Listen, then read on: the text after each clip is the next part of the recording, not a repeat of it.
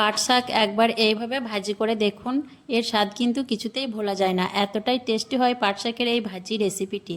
তো চলুন তাহলে পাট শাকের এই ভাজি রেসিপি দেখে নেওয়া যাক। আর যারা নতুন বন্ধু আমার ভিডিওটি দেখছেন, রেসিপি পছন্দ হলে অবশ্যই আমার চ্যানেলটিকে সাবস্ক্রাইব করে আমার পাশে থাকবেন। আর যারা আমার চ্যানেলটি সাবস্ক্রাইব করে আমার পাশে আছেন সেই সকল বন্ধুদেরও অনেক অনেক ধন্যবাদ। তো আশার মিনি কিচেনে সকল বন্ধুদের স্বাগত জানিয়ে শুরু করছি। তো প্রথমেই দেখুন, এখানে আমি এক পেঁচে পাট শাক বেশ ভালোভাবে বেছে ধুয়ে পরিষ্কার করে পানিটাকে ঝরিয়ে নিয়েছি। আর শাকগুলো কিন্তু একদম জমি থেকে তুলে আনা টাটকা পাট শাক। আমি আমার প্রয়োজন মতো পাট শাক নিয়েছি, আপনারা কিন্তু আপনাদের প্রয়োজন মতো নিয়ে নিতে পারেন। গ্যাস অন করে আমি একটা কড়াই বসিয়ে দিয়েছি, আর এর মধ্যে দিয়ে দিচ্ছি আমি 6টা শুকনো লঙ্কা। দিয়ে আমি লঙ্কাগুলোকে একটু নাড়াচাড়া করে শুকনো খোলায় ভেজে নেব। লঙ্কাটা একটু ভেজে নিলে লঙ্কাটা যখন আমি শাক রান্নার মধ্যে ব্যবহার করব খেতে বেশ ভালো লাগবে লঙ্কাগুলো মুখে পড়লে। তো লঙ্কাগুলোকে আমি মিডিয়াম টু লো ফ্লেমে ভেজে নিচ্ছি দেখুন। আর লঙ্কাগুলো বেশ ভালো করে দেখুন আমার ভাজা হয়ে গেছে, লঙ্কার মধ্যে একটা কালার চলে আসছে দেখুন ভাজা ভাজা। আর লঙ্কাগুলো থেকে খুব সুন্দর একটা গন্ধ বের হয়েছে। এখন আমি লঙ্কাগুলোকে একটা প্লেটের মধ্যে তুলে নিচ্ছি। লঙ্কাগুলো ভেজে তুলে নেওয়ার পর এখন আমি দিয়ে দিচ্ছি কড়াইয়ের মধ্যে পাট শাকগুলো। সবগুলো পাট শাক আমি কড়াইয়ের মধ্যে দিয়ে দিচ্ছি। আর দিয়ে দিচ্ছি পরিমাণ মতো নুন। নুনটা কিন্তু একটু বুঝে দিতে হবে, কারণ শাকগুলো সেদ্ধ হওয়ার পর কিন্তু অনেকটাই কমে যাবে। নরম শাক, টাটকা শাক জমি থেকে তুলে আনা, রান্না করার পর অনেকটাই শাকটা কমে যাবে, সেই জন্য নুনটা একটু বুঝে দিতে হবে, নইলে কিন্তু নুনের পরিমাণটা বেশি হয়ে গেলে খেতে তখন ভালো লাগবে না। তারপর দেখুন আমি শাকগুলোকে আলতো হাতে নাড়াচাড়া করে নিচ্ছি, কারণ নাড়াচাড়া আলতো হাতে করে নিতে হবে, নইলে কিন্তু শাকগুলো কড়াই থেকে পড়ে যেতে পারে।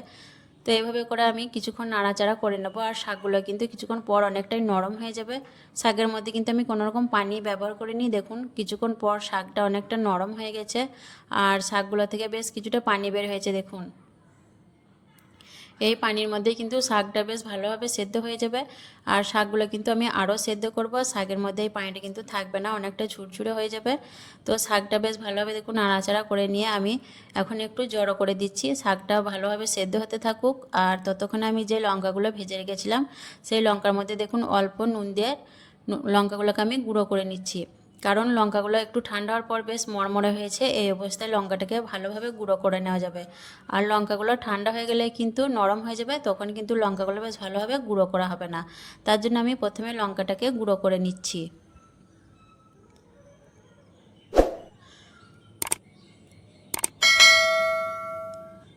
তো লঙ্কাটা দেখুন বেশ ভালোভাবে আমি গুঁড়ো করে নিয়েছি। এখন আমি এটা সাইডে রেখে দেব, পরে ব্যবহার করব। এখন লঙ্কাগুলোকে আমি সাইডে রেখে দিচ্ছি। আর এইদিকে দেখুন শাকটা কিন্তু বেশ ভালোভাবে সেদ্ধ হয়ে গেছে। এখন আমি একটা কাঁটা চামচ নিয়েছি, কাঁটা চামচের সাহায্যে দেখুন শাকটাকে বেশ ঝুরঝুরে করে আমি সেদ্ধ করে নেব। শাকের মধ্যে যে পানিটা আছে সেই পানিটা কিন্তু রাখবো না, তার জন্য একটা কাঁটা চামচের সাহায্যে দেখুন নাড়াচাড়া করে নিচ্ছি। শাকটাকে একদম ঝুরঝুরে করে নেব। আর আমি কিন্তু কাঁটা চামচ দিয়ে নাড়াচাড়া করে নিচ্ছি, আপনারা চাইলে কিন্তু খুন্তি বা হাতা দিয়েও করে নিতে পারেন। কাঁটা চামচ দিয়ে করলে কিন্তু সুবিধা হয়, তার জন্য আমি কাঁটা চামচই নিয়েছি। শাকটাকে দিয়ে বেশ ভালোভাবে দেখুন ঝুরঝুরে করে নিচ্ছি, শাকের মধ্যে কোনো রকম পানি রাখবো না। আর এইভাবে অবশ্যই একবার পাট শাক ভাজি করে দেখবেন, খেতে কিন্তু বেশ ভালো লাগে। তো শাকটাকে দেখুন আমি কিন্তু বেশ ঝুরঝুরে করে ভেজে নিয়েছি। শাকের মধ্যে দেখুন কোনো রকম পানি নেই, শাকগুলো পুরো আলাদা হয়ে যাচ্ছে, একটা একটা হয়ে যাচ্ছে, একদম ঝুরঝুরে হয়ে গেছে শাকগুলো। এখন আমি শাকগুলোকে একটা থালার মধ্যে তুলে নিচ্ছি। তারপর আমি কড়াইটা পরিষ্কার করে নিয়ে এর মধ্যে দিয়ে দিচ্ছি দুটো মিডিয়াম সাইজের পেঁয়াজ কুচি। আর এইভাবে পাট শাক ভাজিতে পেঁয়াজ কুচিটা একটু বেশি করেই দেবেন, তাহলে খেতে ভালো লাগবে। আর দিয়ে দিচ্ছি 5-6টা কাঁচা লঙ্কা ফালি করে কেটে নিয়েছি। ঝালটা অবশ্যই নিজেদের পছন্দ মতো দেবেন, লঙ্কার পরিমাণটা নিজেদের ইচ্ছে মতো দিয়ে দেবেন, কারণ সব লঙ্কার ঝাল একরকম হয় না। আর দিয়ে দিচ্ছি একটা বড় সাইজের গোটা রসুন। রসুনটাকে আমি হালকা থেতে করে দিয়েছি দেখুন, আর রসুনের সাইজটা দেখুন বেশ বড় বড় দানা আছে। আর দিয়ে দিচ্ছি রান্নার তেল। এখানে আমি সয়াবিন তেল ব্যবহার করেছি, আপনারা যে তেলে রান্না করেন সেই তেলটাই ব্যবহার করবেন। দিয়ে আমি হাই ফ্লেমে নাড়াচাড়া করে পেঁয়াজটাকে একদম ব্রাউন কালার করে ভেজে নেব।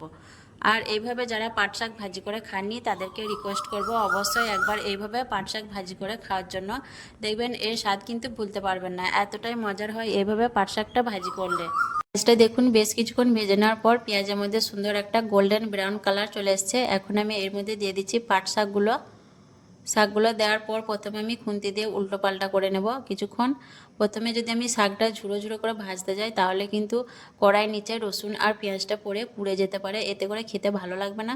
তার জন্য প্রথমেই আমি দেখুন খুন্তি দিয়ে শাকটাকে উল্টো পাল্টা করে নিচ্ছি। এইভাবে করে প্রথমে শাকগুলোকে খুন্তি দিয়ে উল্টো পাল্টা করে নিতে হবে। বেশ কিছুক্ষণ আমি দেখুন খুন্তি দিয়ে শাকগুলোকে উল্টো পাল্টা করে নিলাম। এখন আমি খুন্তিটাকে রেখে দিয়ে আবারও কাঁটা চামচটা ব্যবহার করব। তো দেখুন কাঁটা চামচ দিয়ে এরপর আমি শাকটাকে বেশ ভালোভাবে ঝুরঝুরে করে ভেজে নেব।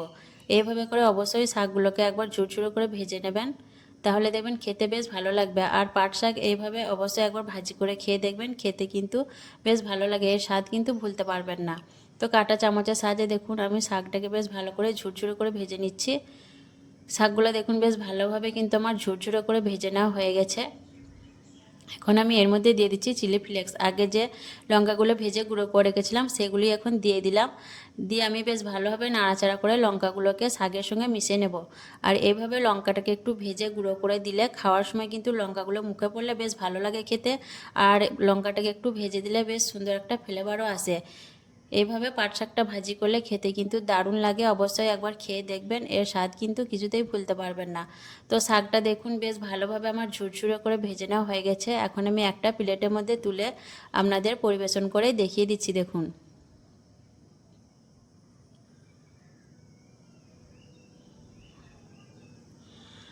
তো মাশাআল্লাহ দেখুন পাট শাক ভাজিটা কতটা লোভনীয় হয়েছে দেখতে। এইভাবে করে অবশ্যই একবার বাড়িতে রান্না করে দেখবেন, খেতে কিন্তু দারুণ লাগে, কিছুতেই এর স্বাদ ভুলতে পারবেন না। অবশ্যই একবার বাড়িতে বানিয়ে দেখবেন।